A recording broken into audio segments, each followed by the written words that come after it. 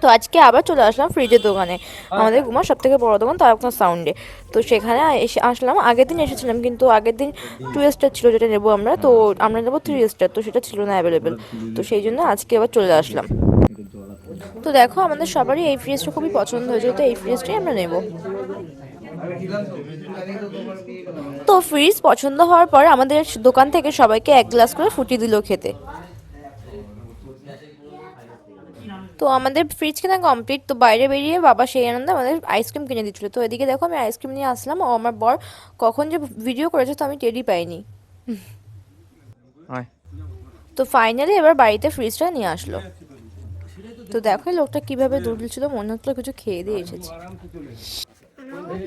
বাবা আর ওই দাদাটা পাচ্ছিল না বলে মাঝখানে সাপোর্ট দিতে আমার বড় চলে গেছিল। হ্যাঁ,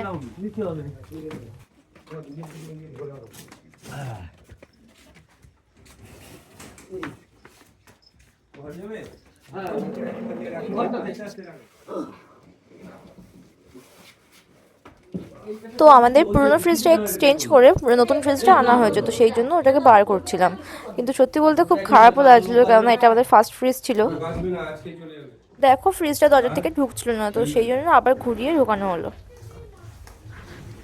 তো এবার হলো আনবক্সিং।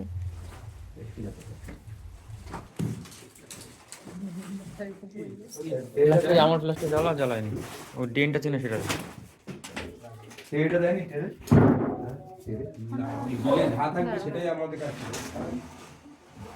তো দেখো ফাইনালি আমাদের ফ্রিজটা কেমন হয়েছে সবাই বলো।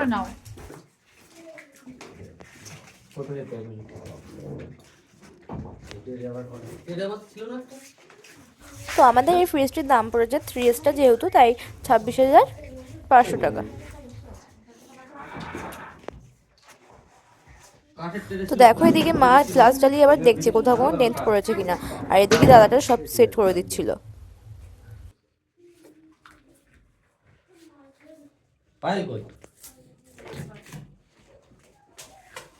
তো এইদিকে আমার মনটা তো বেশ খুশি খুশি লাগছিল, কিন্তু আরেকদিকে মনটা খারাপ লাগছিল যে পুরোনো ফ্রিজটা চলে যাবে।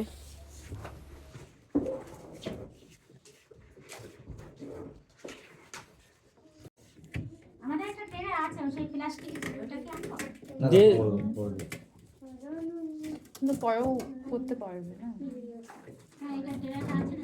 দিয়ে দিল।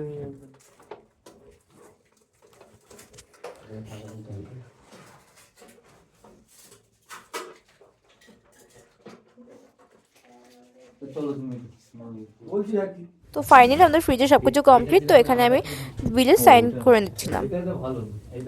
তো টাটা।